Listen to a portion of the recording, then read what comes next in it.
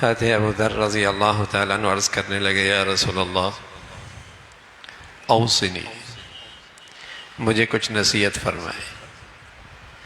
تو پیارے رسول صلی اللہ علیہ وسلم نے فرمایا، علیک بتقوی اللہ فإنہ رأس الامر کلی،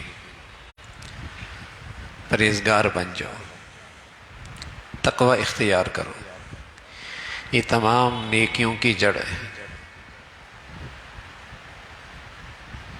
رمضان تقوی دینے کے لیے آیا، رمضان پرہیزگار بنانے کے لیے آیا۔ فرمایا تقوی اختیار کرو، تمام خیروں کا منبع اور سرچشمہ تقوی ہے، پرہیزگاری۔ حضرت ابو ذر فرمانے لگے، قلت یا رسول اللہ زدنی، کچھ اور۔ پیارے رسول صلی اللہ علیہ وسلم نے فرمایا، علیک بتلاوت القرآن، تلاوت قرآن کا اہتمام کرو، فإنہ نور لک فی الارض وذخر لک فی السماء، یہ زمین میں تمہارے لیے نور ہے اور آسمانوں پہ تمہارے لیے بڑا ذخیرہ ہے۔ تلاوت قرآن سے دل روشن ہوتا ہے، بصیرت بڑھتی ہے، دل کی ظلمت ختم ہوتی ہے۔ آپ علیہ الصلوۃ والسلام فرمانے لگے، لوہے کو پانی لگتا ہے تو زنگ لگتا ہے۔ یہ انسان جب غفلت میں رہتا ہے، گناہوں میں رہتا ہے، تو وہ بھی زنگ آلود ہو جاتا ہے۔ یا رسول اللہ اس کی صفائی کا راستہ کیا ہے؟ فرمایا موت کی یاد اور تلاوت قرآن کا اہتمام۔ آنکھوں کا موتیا آتا ہے، اس کا بھی علاج ہے، دل پر بھی موتی آتا ہے۔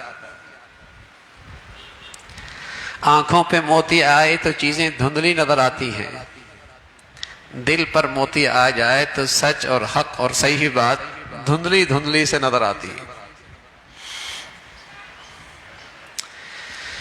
دل کی آنکھیں خراب ہو جاتی ہیں، بصیرت ختم ہو جاتی ہے۔ آنکھوں کا اندھا اتنی خطرے کی بات نہیں جتنے دل کے اندھا ہونے کا خطرہ، اور جتنا وہ نقصان میں ہے۔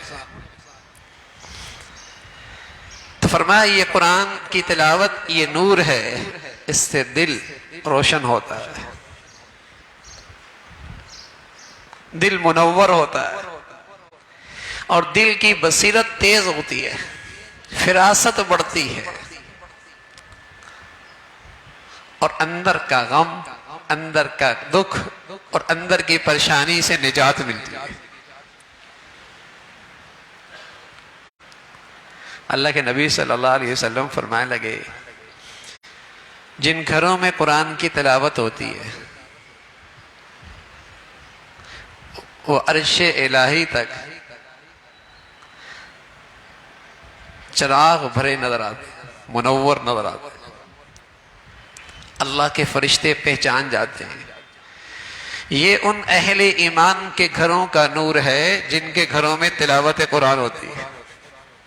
جیسے آسمان کے ستارے ہمارے لیے چمکتے ہیں، آسمان والوں کے لیے وہ گھر ایسی چمکتے دمکتے ہیں جن گھروں میں قرآن کی تلاوت ہوتی ہے۔ جن گھروں میں قرآن کی تلاوت ہوتی ہے وہاں اللہ کے فرشتوں کا ڈیرا ہوتا ہے، رحمت کے فرشتے آتے ہیں، وہاں خیر بڑھ جاتی ہے۔ وہ گھر چھوٹے ہونے کے باوجود گھر والوں کے لیے وسیع ہو جاتا ہے، اور جن گھروں میں قرآن کی تلاوت نہیں ہوتی وہ وسیع گھر ہونے کے باوجود گھر والوں کے لیے تنگ ہو جاتا ہے۔ وہاں شیاطین کی کثرت ہوتی ہے، وہاں خیر نکل جاتی ہے، شر آ جاتا ہے۔ حضرت سید فرمانے لگے رضی اللہ تعالیٰ عنہ، میں بھی ایک دن گھر میں تلاوت کر رہا تھا، تہجد پڑھ رہا تھا، تلاوت کر رہا تھا، اور تلاوت میں مجھے مزہ آیا، میری آواز بلند ہو گئی، سواری پاس تھی بدکنے لگی، میں آہستہ ہوا، سواری پرسکون ہو گئی، پھر بے اختیار آواز بلند ہو گئی، پھر سواری بدکنے لگی، پھر میں اس خیال سے کہ بچہ قریب لیٹا ہوا، آہستہ ہو گیا، سواری پھر سکون ہو گئی۔ نماز مکمل کی، آسمان پہ دیکھا، ایک چھتری نما چیز آہستہ آہستہ اوپر جا رہی ہے، کمکمے لگی ہوئی ہے، چمک رہے ہیں۔ صبح ہوئی، حضور علیہ الصلوۃ والسلام کی خدمت میں حاضر ہوئی، فجر کی نماز پڑھی۔ پیارے رسول صلی اللہ علیہ وسلم کا معمول تھا نماز پڑھنے کے بعد ہماری طرف متوجہ ہو کے تشریف فرما ہوتے۔ میں آگے بڑھا اور اپنے گھر کی رات کی بیتی سنائی، کہا یا رسول اللہ، رات تلاوت کرتا، آواز بلند ہوتی، سواری بدکتی، آہستہ پڑھتا، سکون ہو جاتا، آسمان پہ دیکھا، یہ منظر نظر آیا۔ پیارے رسول صلی اللہ علیہ وسلم فرمانے لگے اسید، کیا یہ اچھا ہوتا صبح تک یوں ہی تلاوت کرتے رہتا، مدینہ والے سر کی آنکھوں سے دیکھ لیتے تیرے گھر میں اللہ کے فرشتے تیرا قرآن سننے آئے۔ کچے گھر ہوتے تھے لیکن جنت کا منظر ہوتا تھا، محبتیں ہوتی تھیں اور سکون ہوتا تھا، پیار ہوتا تھا اور برکتیں ہوتی تھی۔ قرآن کا نور جو تھا، ہر گھر میں قرآن کے نور اور قرآن کی تلاوت جو ہوا کرتی تھی، تصور کوئی نہیں تھا کہ مسلمان کی صبح ہو اور تلاوت نہ ہو۔ اس کا تذکرہ کوئی نہیں ملتا تھا تاریخ میں مسلمانوں کے گھر ہوں اور تلاوت نہ ہوتی ہو۔ کچے گھر، پکے گھر، وہاں قرآن کے نور، اس کی روشنی پھوٹا کرتی تھی۔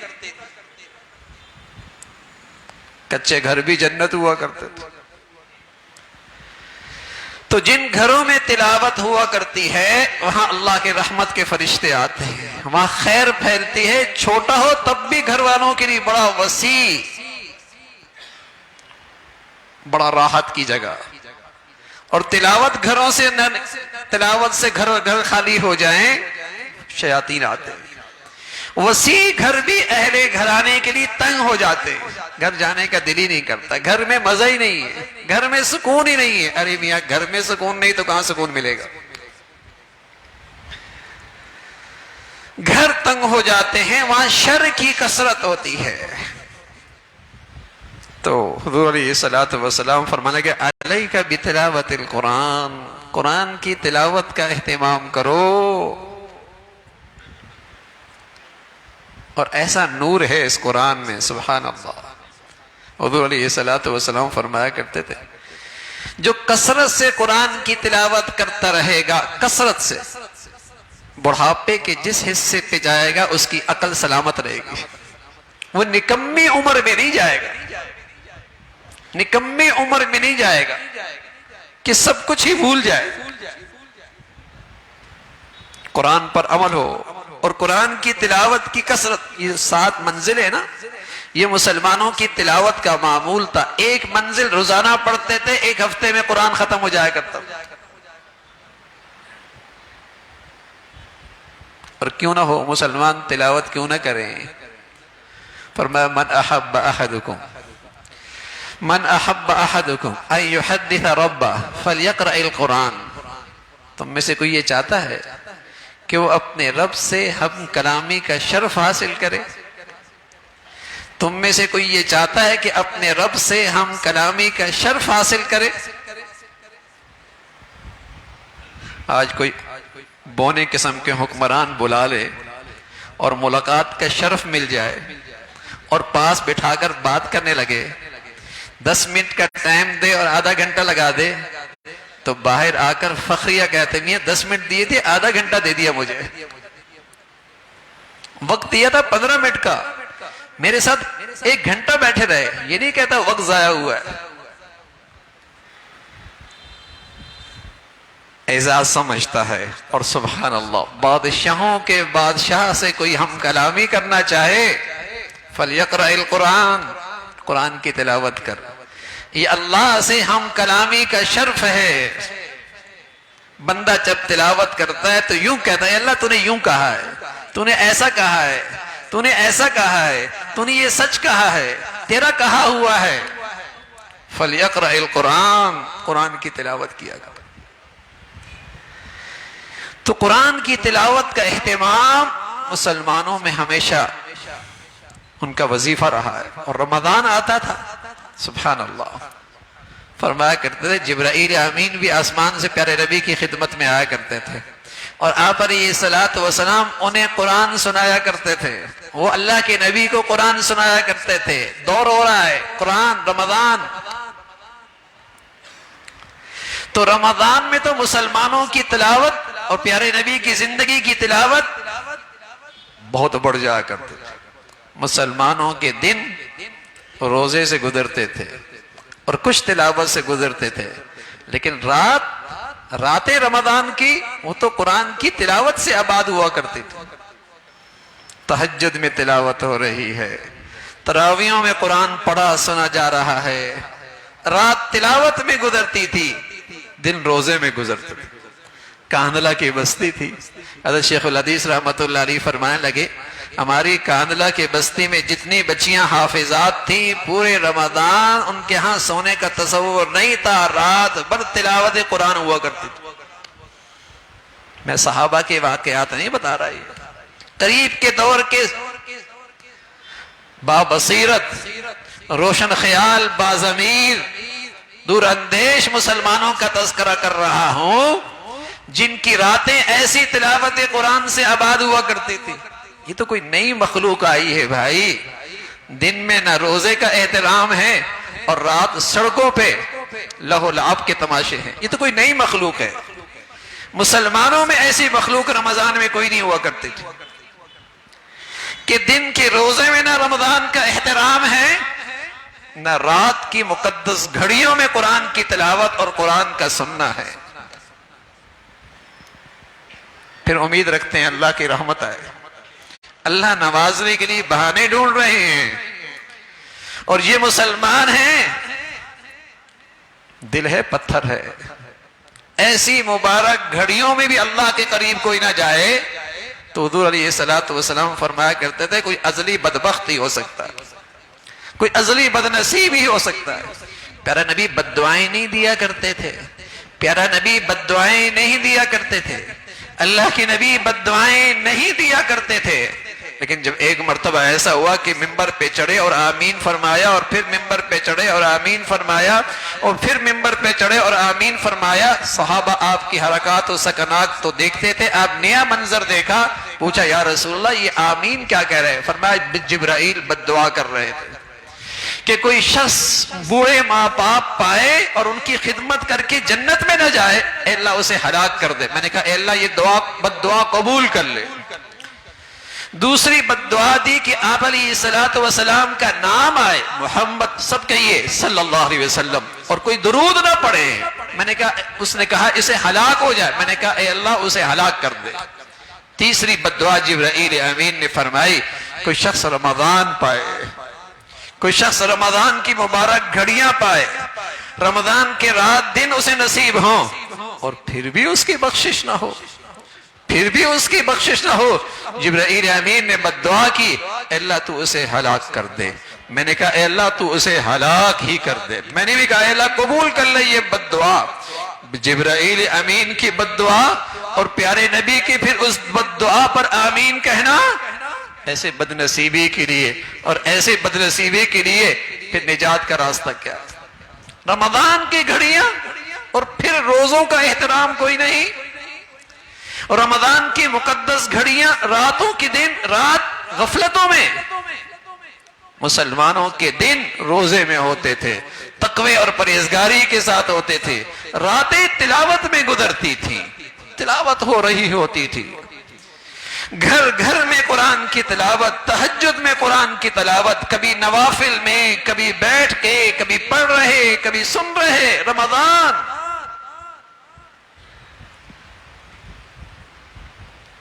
مسلمانوں کا قرآن سے ایک تعلق بنتا تھا. اور سبحان اللہ روزے کی برکت سے، تلاوت قرآن کی برکت سے ایک نیا ایمان ملتا تھا، ایک نئی زندگی ملتی تھی. دل کی بصیرت، دل کا نور بڑھتا تھا. دونوں چیزیں تھیں، دل کا روزہ پرہیزگاری کے ساتھ، قرآن کی تلاوت کا نور، دونوں نور اکٹھے ہوتے تھے اور پھر یہ مسلمان طاقتور مسلمان ہوتا تھا. اور پیارے نبی صلی اللہ علیہ وسلم فرمایا کرتے تھے جس کا رمضان نیکیوں میں اور سلامتی کے ساتھ گزر گیا، گناہوں کی پرہیزگاری سے اور غفلتوں سے پرہیزگاری سے سلامتی سے گزرا، اس کا سارا سال سلامتی سے گزرے گا، اس کا سارا سال سلامتی سے گزرے گا. تو میرے عزیزو، قرآن کی تلاوت سے اپنا مزاج بناؤ، تلاوت قرآن کا مزاج بناؤ. اور اللہ کی سنت ہے، اللہ تعالیٰ کی عادت ہے، کسی عمل کو اس کے آداب کے ساتھ اور شرائط کے ساتھ رمضان میں شروع کر دیا جائے، اللہ سارے سال کی توفیق دے دیتے ہیں، سارے سال کی توفیق دے دیتے ہیں. ہم یہ نہیں کہہ رہے کہ آپ روز ایک قرآن ختم کر لیں، ورنہ کرنے والے تو کر گئے کہ رات کی تلاوت میں اتنا پڑھتے تھے کہ جتنا ایک قرآن کی مقدار ہوتی، رات کو پھر اتنا اس کی تلاوت کرتے تھے جتنی ایک مقدار قرآن کی ہوتی تھی. اور تراویحوں میں پڑھنے والا قرآن الگ ہوتا تھا. 61 قرآن بھی اس امت کے خواص نے رمضان میں ختم کیا. دن میں ایک تلاوت کرتے کرتے ایک قرآن کی مقدار، رات کو وہی تلاوت کرتے کرتے ایک قرآن کی مقدار، تراویحوں کا قرآن الگ، 61 قرآن ختم کیا کرتا. قرآن عجیب دولت ہے، اسے محبت سے پڑھیے، عقیدت سے پڑھیے، اور اس ادب کے ساتھ کہ اللہ سے ہم کلامی کا شرف مل رہا ہے، نصیب جاگ گئے، قسمت بڑی ہو گئی، اقبال بلند ہو گئے، واہ واہ، اللہ سے ہم کلامی کا شرف. اس احترام اور عزت اور سعادت کے ساتھ پڑھو گے، قرآن آپ کو اپنی طرف کھینچے گا، قرآن اپنی طرف کھینچے گا. پیارے رسول صلی اللہ علیہ وسلم کے پیارے داماد حضرت عثمان رضی اللہ تعالیٰ عنہ، جامع القرآن آپ کا خاص لقب ہے، جامع القرآن. اور پیارے نبی کے ایسے پیارے داماد جہاں علی ہیں وہاں عثمان بھی ہیں. آپ فرمایا کرتے تھے عثمان میری بیٹی کا انتقال ہوا، دوسری آپ کے نکاح میں دے دی، اس کا بھی انتقال ہو گیا. فرمایا عثمان 40 بیٹیاں ہوتی نا، یہ کے بعد دیگرے انتقال ہوتا چلا جاتا، تیرے نکاح میں دیتا چلا جاتا. آپ فرمایا کرتے تھے آپ کی شہادت بھی کیسی ہوئی؟ آپ تلاوت قرآن کر رہے تھے. آپ کی شہادت بھی کیسی ہوئی؟ آپ قرآن کی تلاوت کر رہے تھے. کس کی مرنے کی گواہی، کون سی زمین کا حصہ، کون سا خطہ، کون سی جگہ دے گی؟ عثمان وہ خوش نصیب ہے جس کی شہادت کی گواہی قرآن دے گا. حضرت فرمایا کرتے تھے جس شخص کو اللہ صاف زبان دے دے اور جس شخص کو اللہ صاف دل دے دے، صاف زبان دے دے، صاف دل دے دے، وہ تلاوت قرآن سے سیر ہی نہیں ہو سکتا، وہ تلاوت قرآن سے سیر ہی نہیں ہو سکتا. اور بھائی دل بیمار ہونے کی علامت کیا ہے؟ دن پہ گناہوں کی زنگ ہے، آلودگی ہے، ظلمت ہے، اس کی علامت کیا ہے؟ اس کی علامت بھی یہی ہے، تلاوت قرآن کا جی نہیں چاہتا، تلاوت قرآن کا جی نہیں چاہتا. دن گزرتے ہیں، ہفتے گزرتے ہیں، مہینوں گزرتے ہیں. اوہ ہم مسلمانوں، بڑی حوصلے کی بات ہے، بڑی ہمت ہے. جس ذات نے دنیا نعمتوں کی حد کر دی اور اس کے پاس چند منٹ قرآن کی تلاوت کے لیے، اللہ کے کلام پڑھنے کے لیے نہیں. دن گزرے، ہفتے گزرے، مہینے گزرے، سال گزر رہا ہے، اس کے پاس اتنی فرصت نہیں کہ تلاوت قرآن کے لیے نکال سکے. تو یہ دل کی خرابی ہے، تلاوت قرآن کا جی نہیں چاہ رہا. لیکن پیارے رسول صلی اللہ علیہ وسلم فرمایا کرتے تھے قرآن دوا بھی ہے اور قرآن غذا بھی ہے. اگر دل کا جی نہیں چاہ رہا، بیمار ہے، دوائی سمجھ کے تلاوت کرو، دوائی سمجھ کے تلاوت کرو. اور جب صحت مل جائے گی، جب صحت مل جائے گی، جب صحت مل جائے گی، پھر یہ تلاوت غذا بن جائے گی. اس دن اور اس رات میں مزہ نہیں آئے گا جب تک کہ اس غذا کو استعمال نہ کرے. اس دن میں مزہ نہیں آئے گا جب تک کہ یہ تلاوت نہ کر لے. یہ دوا بھی ہے، یہ غذا بھی ہے. جی نہیں چاہ رہا، دل سخت ہے، پڑھنے کا دل نہیں کر رہا، کیجئے، ہمت کیجئے. دوائی بھی تو کڑوی ہوتی ہے، انجیکشن بھی تو لگواتے ہیں، آپریشن بھی تو کرواتے ہیں نا، کہاں جی چاہتا ہے؟ لیکن صحت کی امید ہوتی ہے نا، صحت کی امید ہوتی ہے. اور اس دوائی کی صحت کے بارے میں تو پیارے نبی صلی اللہ علیہ وسلم نے بتایا، اس سے اندر باطن کی صفائی ہوتی ہے، دل کے اندر رقت پیدا ہوتی ہے، زنگ دور ہوتا ہے، ظلمت ختم ہوتی ہے. تلاوت کیجئے، یہ تلاوت قرآن دوا ہے. اور بڑھتے چلی جائیے، پھر یہ غذا بن جائے گا، پھر یہ غذا بن جائے گی. مزہ نہیں آئے گا جب تک کہ تلاوت نہ ہو۔ اب بھی اس امت کے ایسے خوش نصیب لوگ ہیں جن کا نماز میں قرآن الگ چل رہا ہوتا ہے، تہجد میں الگ چل رہا ہوتا ہے، عام معمول میں الگ چل رہا ہوتا ہے، 3 قرآن ختم ہو رہے ہوتے ہیں، تہجد میں الگ چل رہا ہوتا ہے، عام نمازوں میں الگ چل رہا ہوتا ہے، عام زندگی میں تلاوت الگ چل رہی ہوتی ہے۔ خوش نصیبی ہے بھائی، ایک لفظ پہ نماز میں پڑھنے سے 100 نیکیاں ہیں، عام حالت میں باوضو ہو کر 25 نیکیاں ہیں، اور اگر عام حالت میں بغیر وضو کے پڑھے گا، ایک لفظ پڑھے گا 10 نیکیاں ہیں، اور ایک سطر میں کم از کم 40 حروف ہوتے ہیں، ایک سطر میں کم از کم 40 حروف ہوتے ہیں، تو کتنی نیکیاں ہو گئیں؟ ایک سطر پڑھنے سے 400 نیکیاں ہو گئی۔ میٹھ بھی نہیں لگتا، میٹھ بھی نہیں لگتا، اور ایک صفحہ پڑھ لے گا، ان حروف کی تعداد ملا کر 6000 نیکیاں بنے گی، اور منٹ کتنے لگیں گے؟ 3 سے 4 منٹ، ایک صفحہ پڑھنے میں 3 سے 4 منٹ، نیکیاں 6000۔ اللہ ہمیں نیکیوں کی قدر نصیب فرما دے بھائی، وہ دنیا ہی کچھ اور ہے جہاں کرنسی ہی نیکیوں کی چلے گی، وہ دنیا ہی کچھ اور ہے جہاں کرنسی ہی نیکیوں کی چلے گی، ڈالر کوئی نہیں، پونڈ کوئی نہیں، درہم کوئی نہیں، دنانیر کوئی نہیں، اس بازار اور اس منڈی کی کرنسیاں نیکی ہیں، پھر قدر ہوگی۔ کاش کہ اس موسم بہار میں قرآن کی تلاوت کر لیتا، اس لیے کہ یہاں تو نفلوں کے ریٹ اور نفلوں کی قیمت جو مل رہی ہے وہ فرائض کی طرح مل رہی ہے، ریٹ بڑھ گیا ہے رمضان میں، تو کئی گنا بڑھ گیا ہے، 70 گنا بڑھ گیا ہے۔